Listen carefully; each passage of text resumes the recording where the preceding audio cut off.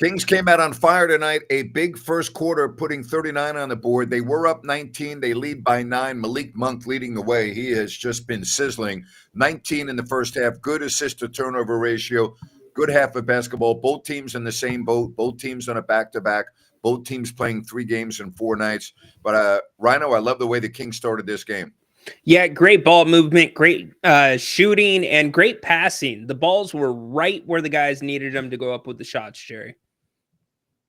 Yeah, and well, when you get 11 3-pointers in a quarter, yeah. 11 out of 17, and that, of course, that's the kind of difference. But hey, before talk about Grant, I got to tell you, man, old buddy of mine, Michael Bryan from Indiana, old Hoosier, Irish Hoosier, just want to remind you that the Kings did score more than 100 against the Cavs. Yes, they did. Yes, tell him thank you very much. And does he still live in Indiana? No, he's a Kings fan. You know, he all right. Yeah, he's like me. He learned his lesson. That's good. I'm very happy. If he's with us now, you're right. They did score more than 100, and I got a little message for you. They're going to score more than 100 tonight. Okay. And if they, I'm going to hold you. Hey, I'm going to say we're going to both be awful bad. Yeah, and if they don't score more than 100 tonight, I'm going to let Rhino do the post game show alone. Okay. Yeah. I don't blame you. How about Malik Monk? I said this on the post game show last night. Jerry, it seems like when Malik Monk plays well, the Kings play well and win a lot. You know, he went through a really bad stretch, but this kind of looks like the Malik Monk we've been accustomed to. Sure does. You know, I mean, he's certainly taking and making a lot of shots, but I mean, he's not forcing things and just really playing with the high energy and seems under control. And as Ryan pointed out, I mean, the ball movement, the spacing, it's just been really good. I mean, I think the surprising thing to me, if anything, is that the 2 former Bulls really haven't been much of a factor at all. I mean, it's been just about everybody else. And of course, you know, the Kings bench has become such a weapon for this team. Jerry, was that last 5 minutes as much about what Chicago did or what the Kings did not do? I think it's a little bit more about Chicago. I think they're a better team than they were playing.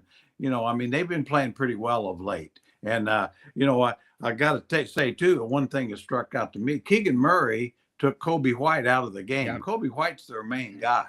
He averages 20 a game. He wasn't a factor at all. And so, you know, sometimes the little things are actually the big thing. Zach LaVine going against his former mates didn't do much. He didn't even score from the field. I mean, I don't know what's going on with his head. He didn't play because of personal reasons. You know, he really didn't want to miss this game, but he was very ineffective in 17 minutes. He's really the only King that was ineffective. Yeah, you know, and you feel like he'll get it going, but it looks like, I mean, certainly he looks a little bit out of sync, certainly with his ball handling, not able to get places on the floor. So, you know, you hope and expect that to change in the second half. You know, I'll take 3 assists from Zach LaVine rather than 6 forced shots. I thought the ball movement, him keeping it going, was a key there for that first quarter and a half for the Kings. You know, one other thing, guys, I mean, Ryan, I think it's a real key too, is when you can put LaRavia and Murray and Keon Ellis and Carter on the floor, you got 4 well above average defenders. That may be about the first time we could see It's that. A great point. And Jerry, they can switch. They can switch. Yeah, very much so. You know, you got 4 guys that can switch on anybody, any size position, really, maybe with the exception of center. And of course, Keegan can do that. So that's something Doug or any coach for the Kings hasn't had the option of for years. And that was one of the best halves we've seen from Trey Lyles this season. Yeah, he's looked more comfortable too, hadn't he? Kind of playing the stretch 5, and there again, you know, he's so much better when the ball really is moving because, you know, he's not a one-on-one guy. He's really expecting guys to get him shots, and the ball looks good every time it leaves his hand. It looks good, especially when it's hitting him right there in that pocket. His first 3 shots where he went 3 for 3, it did. And Jerry, I want to ask you about Devin Carter because I think there's a little bit of a different aspect with him as a rebounding guard. He's showing the ability to be down there, but yet still get back if he doesn't get the rebound in transition. Yeah, he really is a baller. I mean, he really has good instincts for the game because, as you said, he can get in there and compete on the boards and get back and cover. Like I say, it kind of reminds me a little bit of a Derek White from Boston. One of those guys that's just really plays and gets his offense from just playing his rear end off. And so, yeah, I think. He's just now starting to show us something. I mean, I think that's all you can say. And there's a long way to go, but certainly defensively, I think he's showing it already. 64-55 at the half. The Kings' next opponent, the Bucks, they're up 20 on the Lakers in LA. The Lakers playing with both Luka and LeBron on the sidelines in this game. So the Bucks taking advantage. So you got the Celtics, you got the Thunder, and the Blazers. If you can win here, you've already probably amassed as many wins as most people thought you were going to get on this homestand. I mean, you got to be honest. I mean, a lot of people, myself included, thought you'd probably go 3 wins if you were lucky on this homestand, because I didn't count on them beating Cleveland. But boy, you can win tonight. You got a great opportunity to get some amazing momentum with Milwaukee, Boston, Oklahoma City, and Portland coming up. Again, we talk about the schedule, but if you play this way and you move the ball this way and you can defend this way, you got a chance against anybody. Yeah, absolutely. And I always say with momentum, losing builds its own negativity and momentum, just as winning does. You're an expert on that, Jerry. Yes, I am. And I think, anybody that's followed the league knows it. It just builds on itself. I mean, you look at the Warriors several weeks ago, where they were, and now where are they? I mean, it's winning feeds on itself, and losing feeds on it. Ryan, we got the expert here because, at Vincennes Junior College, they were great. Jerry had a lot of success, and then he was handed the keys to the car to a Kings team that really didn't have a chance to be successful. So he's been on both sides of the ledger.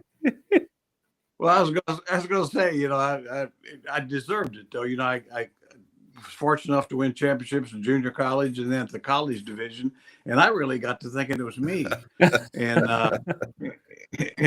kind of forgot the obvious, that it's never the coach. It's you better have the when you have Bob McIndoe on your junior college team, you got a chance to be pretty good. Okay, it made me a lot smarter than I was when I. Yeah, I'll tell you that. Absolutely. All right, final score predictions. I'll let you go first, Jerry. I think Kings 124, 117. All right. I'm going to say Kings 122, Chicago 111. All right. I think the Kings will win this game handily. Back-to-back 3 games in 4 nights. The pace may slow down a little bit. I think the Kings are going to win this game 118 to 104. But they're going to win. They are going to win this game. I love the way they're playing right now. A lot of confidence on this team. Really is. And I mean, the depth of the team. And I think Coach Christie deserves a lot of credit, really utilizing his bench well, subbing, not, keeping guys fresh out there and getting, and maybe is equally important, getting good combinations. It goes without saying, but the Kings start off that first quarter making 6 of their first 9 shots. If you want a perfect formula for the way this roster is, it's that first unit making shots, and then you bring that second wave of defensive physicality in that turns the game a little bit upside down and up pace. Yeah, what a difference in first quarters from last night. Yeah. 15. I don't know. I really thought Cleveland lost the game in the first quarter because, as cold as the Kings were, they should have been up 35-15, and then the game probably would have been almost impossible to turn around. Yeah, I agree with you. I thought the Kings actually were very fortunate to only be down what they were at the end of the first quarter. You're exactly right. I think that's exactly where Cleveland lost the game. 64-55 here at the intermission. Don't forget, we will be on after the game. We invite your phone calls. Jerry, you've been glued to your TV college basketball all day? Nope. I can't get into it yet. Okay. I'll just kind of, I've hit, little pick and choose spots. Is that because you don't like the way the game is played anymore on the college level? Yeah, that and you don't know Yeah. anybody. Yeah. You know, I mean, it's other than you know, the name on the front of the jersey. I mean, who are these players? Yeah. I mean, time you get to know them, they're Yeah. gone. So It's a good point. it's it's a little depressing to me how the college game has gone. I to be agree honest. with you 100%. Jerry, what is it about the play that you don't like specifically? Well, I think everybody plays the Okay. same. There's You no know, variety at you don't all. see You're, any- it's all, it's, you're, go ahead, Jerry. I didn't mean to step on you, but you're right. Yeah, Everything's the same. you see, they're very similar in the NBA. Every team pretty much plays the same. Some teams have better players and are better at certain things, like the Celtics. They're better at shooting threes than most teams, but everybody plays the same. It's just that there's some players they have that are better than other players. That'd be probably the only real exception might be Jokic, where you have a center that you run your offense through. But other than that, it's I don't know. And the college game is the same. You know, you press, you push up the ball in transition, look for shots. If you can't get them, you spread the floor. Usually don't have a low post center and really high screen roll, draw and kick. That's it. And I'm really turned off by what they've done in college basketball with the conferences. I mean, you know, to see Stanford and Cal, I mean, to see these teams playing in the ACC, I mean, it's stupid. I mean, it just really is. It's not. It has really taken some of the enjoyment away from me. Maybe Ryan, we're obviously in the older generation. Jerry's in an older generation. But the reality is, when we grew up watching college basketball and followed it as young adults, and really even up to 10 years ago, really for all intents and purposes, maybe a little bit longer before the one and dones really came into the forefront, college basketball was really a can't miss product. Yeah, and the thing that's even worse now than the one and dones, which I really thought did a lot of harm to the college game, certainly, and maybe to some players. But now it's not just the one and dones are gone; it's the one and everybody else. Yeah, right. The transfer. Yeah, it's terrible. Right. I mean, the idea of a college keeping a guy even 2 years if he's any good. He'll be on some other team, if not. Well, we've never been further away from student athlete from what you guys just said. And then Grant, the travel and the realignment, Cal, Stanford, going all the way across the country. That's a pro travel. It's a joke. We're talking about it's a joke. All right. What's not a joke is the way the Kings are playing very well. We'll see if they can keep it going. Jerry, thank you. We'll talk to you at halftime of the Bucks game. And Rhino will be on after the game. Enjoy the second half, everybody. Thank you very much. Do another outstanding post game, fellas. Go ahead. At least I'll be on after the game, depending on the outcome. No, Jerry, I am making a prediction right now for your Indiana buddy. The Kings will score 100 or more points in this game. Okay. All right, I'm counting on you. I know it's going to happen. All right. All right. See you, everybody, in an hour. Bye-bye.